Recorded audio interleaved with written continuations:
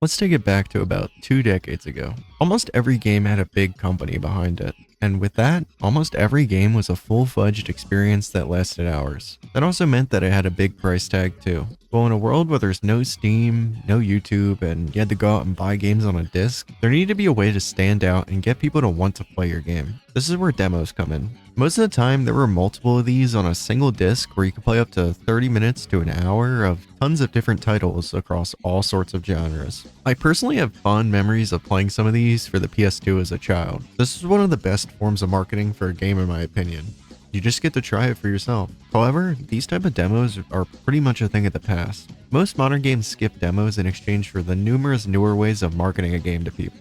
With how games are distributed mostly digitally now, games are not only easier to obtain, but can also get a lot cheaper. A lot of people find games from their favorite YouTubers as well, which is a free form of marketing. There's also even game subscriptions now, like Game Pass, that allow you to try dozens or even hundreds of games for a simple monthly fee. Even when there is a modern form of a demo, most of the time they're marketed as a beta that usually lasts for a short period of time and is even sometimes held behind buying the game early. So, are demos completely cooked at this point? Well, not entirely. Indie game developers still need to try and hook people in since it's a lot harder to get eyes on your project compared to the hundreds of indies already on places like Steam. Things like Steam Next Fest happen multiple times per year, and is a great way to find new and interesting games you've never heard of before. Some of these games aren't even demos, they're just small 20 to 30 minute experiences that can be completed for free. So join me for a little bit as we take a look at the hidden world of demos and bite-sized games you've probably never seen before. The first demo I decided to try out was from a game called Tagline.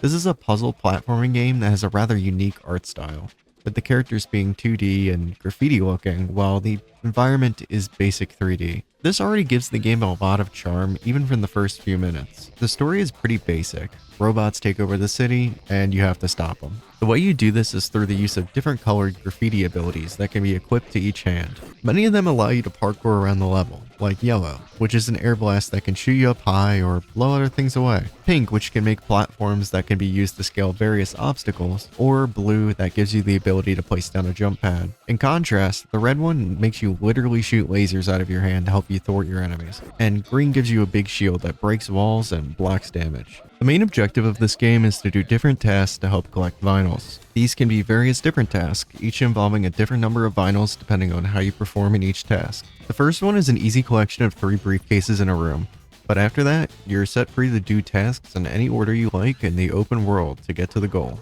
The first one I attempted was the combat challenge, which was just to defeat some enemies to earn enough score before time expired. This one was a bit mind-numbing, unfortunately. The enemies aren't too much of a threat, and even if they were, there's little to no penalty for dying. The combat consists of holding down the red graffiti until the person in front of you dies. It makes sense since the game is ultimately a platformer first, but I did wish the combat had a bit more depth. The second challenge was parkouring between the highlighted buildings in under a certain time. This one was much more what I expected from the game, even if it was very difficult in my opinion. I grinded it out for a little bit, but decided to settle on the second best reward on this one.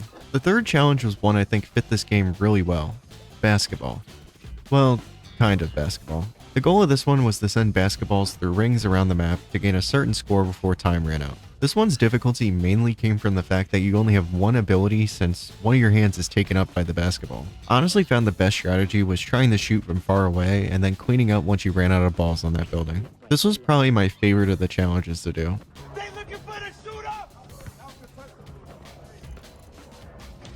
Some other challenges included parkouring to a building without hitting the ground, collecting more briefcases, and equipping a certain number of graffitis. Once I got to 12, it was enough, and I gotta thank you for playing. This game I had mixed feelings about. I think the mechanics are really solid, and the personality of this game is off the charts. However, I don't like the design of an open map of just completing objectives. I'd much rather have a game that has a tightly designed, mostly linear level set that can test your abilities to use the sandbox in interesting ways, instead of a list of things to do over and over. It also doesn't help that the map itself doesn't work too well with how slippery the movement is sometimes, where you'll often fall without even realizing. Ultimately, I did get some enjoyment out of this demo, and I'm glad I played it. There is a full release of the game, and while I don't think I'm going to pick it up, I think it's worth a try if this game looks interesting at all to you. On the topic of movement, the next game on the list is called Echo Point Nova. This is a game that's being worked on by the same dev team that made Severed Steel, if you ever heard of that one. This game is a semi-open world movement FPS with not much of an explicit story from what I can see, other than you crashing on an alien planet and having to fight your way through it. The game's UI and look is a bit rough to say the least. However, don't judge a book by its cover. This game is honestly super fun. I'm not a big fan of open world level design in games from what you could tell with Tagline, but this game uses it to its advantage. The movement as well as the still guided design of where you should be going allows for creative approaches as opposed to mindless wandering. Not to mention, the movement itself feels really great as well. You can feel like you're zooming across the map, but still have enough control for that speed to not feel too overwhelming. You rarely feel like there's going to be a situation where you can't escape, when you can slide jump off the map, wall run on the side, and then pop back up to blast your enemy in the face. Speaking of, the gunplay itself is really solid. You aren't going to feel like you're shooting a real-life weapon, but the punch and impact of the weapons is enough to feel powerful, while still controllable enough during the intense movement. There's also a skill tree, which just gives passive boosts, so it isn't too big of a deal. I do like how it's based on a pool of overall available points though, so you can respec it at any time. If this didn't convince you already, you can get a grappling hook after you complete the tutorial, which automatically makes this game awesome. You also get a sniper, which seems like it would be useless in this type of game, but if you have some good aim, it can be devastating. The main progress checks in this game are through orbs that you can activate to start a wave of enemies spawning in an area that you have to kill before you can proceed. These weren't too hard, but in order to deal with these well, you had to maneuver and make your way through the area well, which was a good test of your skill. You can then unlock a wind burst ability, which I struggled to use for a bit, but once I got it down, I worked my way to the ice area where another fun fight happened, and then to the ice fort where it was actually challenging enough to where I died a few times. On death, I actually realized that this game has co-op, which I'm like, you don't have to convince me that this game is even better. I beat the next challenge after a few attempts and got a fireball power, which I could use to melt the ice, allowing me to proceed. The final challenge was a desert ruin, which wasn't too much of an issue, and then that was the end of the demo for what I played. There were extra objectives and collectibles to find, but I was satisfied with what I did. I also know there's a new demo out, but I'm already sold on the game. I want to experience the full thing when it comes out. If you're wondering if you should try this out for yourself, clearly you haven't been watching the past few minutes. If a semi-open world indie FPS with Titanfall pilot movement that you can play with your friends doesn't sound fun to you, I don't know what fun is anymore. The next game on the list is called Coven. This one is still an FPS, but this time it's an old school FPS in both visuals and gameplay. Coven sees you in the role of a girl in the 1600s who's been accused of witchcraft and murdered for it, but you have been brought back to life to exact revenge. It may seem strange to set an FPS in the 1600s, but surprisingly they make good use of the time period for creative gameplay and weapons. Instead of a traditional medpack or passive healing system, you consume your enemies to heal, which is always fun. There's also a mana system, which is restored by consuming food like a normal person. Mana allows you to use special abilities, such as a charge attack on the axe. I died to one of the first archer enemies I encountered, which exposed one of my main issues with the game. Its use of checkpoints certainly also goes back quite a few years, because when I died, I got sent back all the way to the start of the level. I was surprised to see some physics-based puzzles as well, even if they are really simple. Once I got my first actual gun, you also get a bullet time ability, which uses your mana that makes the game a lot easier when you have it. I also found some secrets, which is honestly a given with any old school FPS. Compared to other old school FPSs that have been made recently though, this one has a much greater focus on exploring the levels, which I do appreciate. I also understand why this game doesn't give all the focus to the guns, because as soon as I got the double barrel, this destroyed everything in front of it. It even has a fire shot. This, however, causes an issue I'll get into a bit later. You also have an acid meter that you can use once it's full, but honestly, it's more just funny than useful. Once you get to the next level, you step into a giant underground demon complex, which is cool, but I have no idea how these peasants made this. You get a Necronomicon, which you can use to cast spells, see into the demon dimension, and work at Papa John's. This level played much more like a traditional old school FPS level, but I really liked the aesthetic and design of it. The main gimmick of this level was using the spellbook, but you also get this weird shotgun that looks more like a grenade launcher. I also realized that once you escape the underground demon base, that you can use magic to hang people, which that's always fun as well. Now, if I only had that power to do it to anyone that doesn't like and subscribe. I had fun up to this point. This is a really cool FPS with solid mechanics, a cool premise with a rocking aesthetic, and fun gimmicks. However, this section of the game made me completely drop it. The two biggest issues of this game, the brutal checkpoints and the low amount of resources you get, made this section extremely hard for me, and not in the rewarding way. It just felt like I screwed myself over with the last checkpoint, and the only way out of it was either restarting or bashing my head against this until I won out of sheer luck. Maybe I just suck, but if that's the case, fair enough. But it doesn't mean I'm really having fun. Overall, as a review of the game, I wouldn't say it's bad. I enjoyed most of the time I spent with the demo, but the few flaws in it made the game not my personal cup of tea. If you're looking for a more laid-back, shoot first, ask questions later FPS, this isn't your game. If you like games where you have to play carefully with your weapons and balance them wisely, as well as it just being difficult in general, this game is worth a try for sure. Either way, I'm glad I tried it. Well, now that we've dealt with the demons, I feel like I need some Jesus in my life. Literally. Let's jump into the next demo, Gate Zero. The story behind this game is that you are a person from the future sent back in time to stop the super evil corporation from ending Christianity. Use your Bible-powered time machine. Look man, I can't take this seriously at all. I'm not going to spend too long in this part because this game is harder to run than Crysis in 2007. It's not just me either, because the trailer footage looks like it's running like garbage too.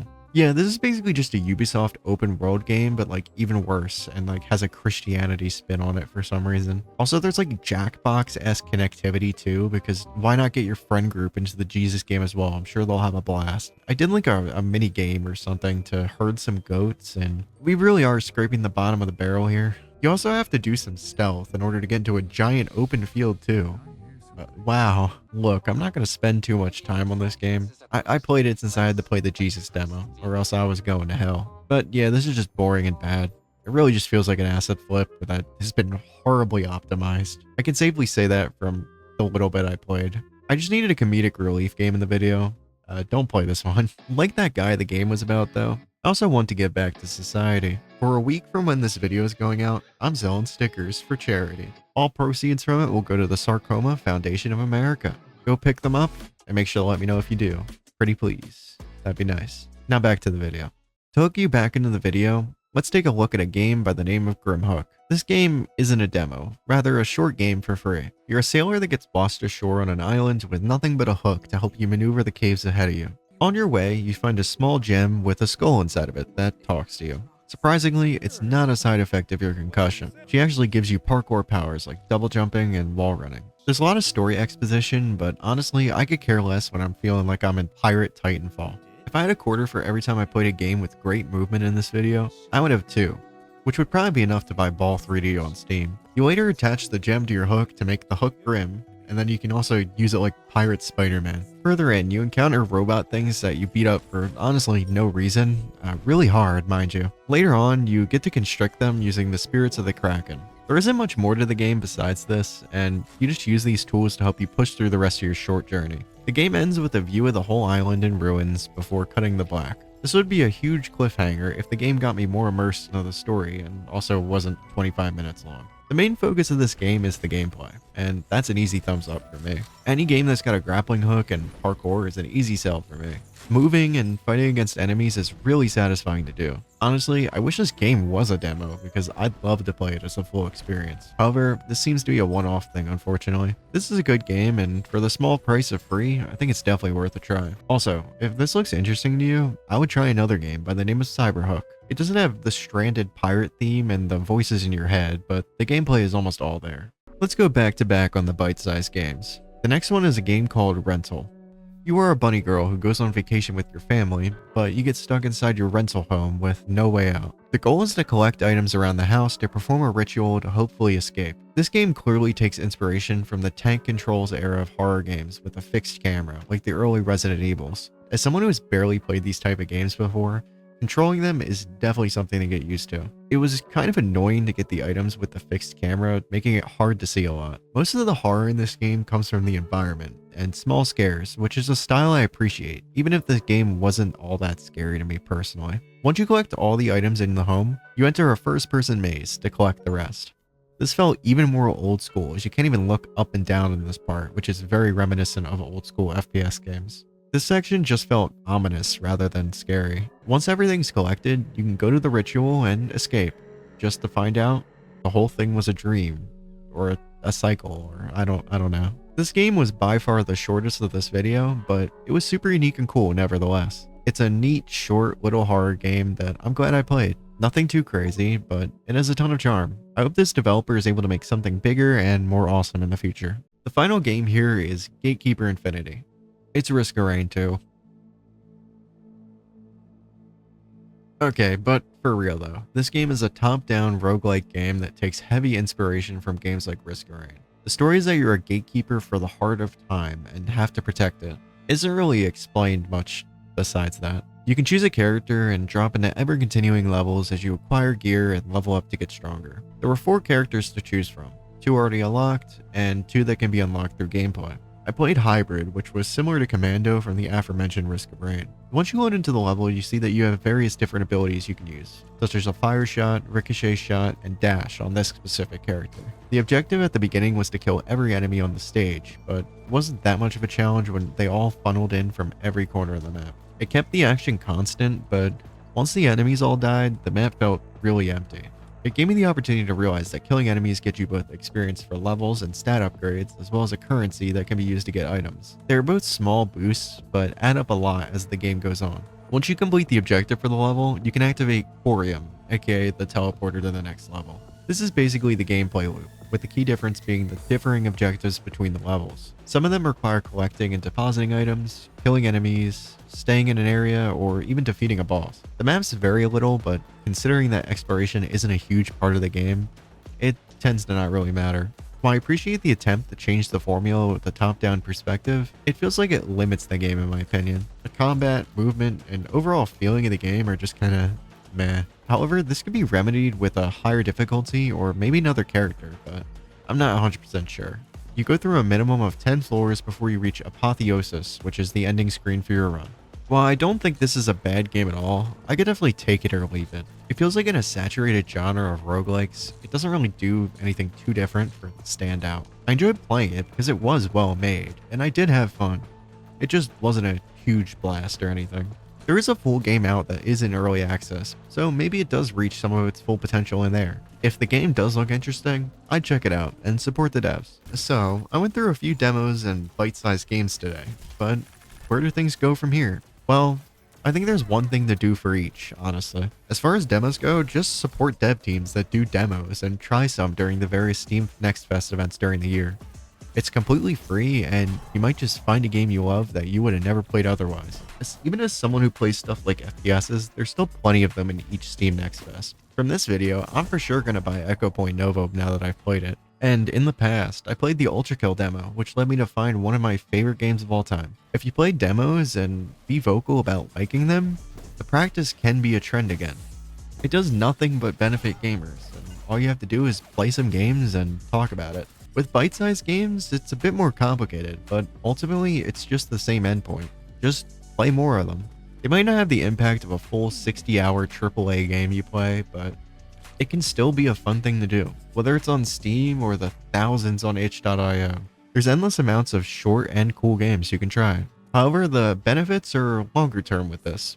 Instead of you finding out that you want to buy or wishlist a game, playing and spreading around the game can allow for that amazing game to exist in the future. There's probably hundreds of talented solo devs that could make some amazing dream projects if their little bite-sized games got attention and allowed for that to be chained into the support and resources needed for that bigger game. For example, Edmund McMillan made some silly short flash games before he got the support he needed to make some of the greatest indie games of all time, like Super Meat Boy and The Binding of Isaac, even if I don't really like that latter one. Basically just support indie devs who do this stuff, and the amazing games will follow. Word of mouth is a powerful tool. Thanks for sticking around until now.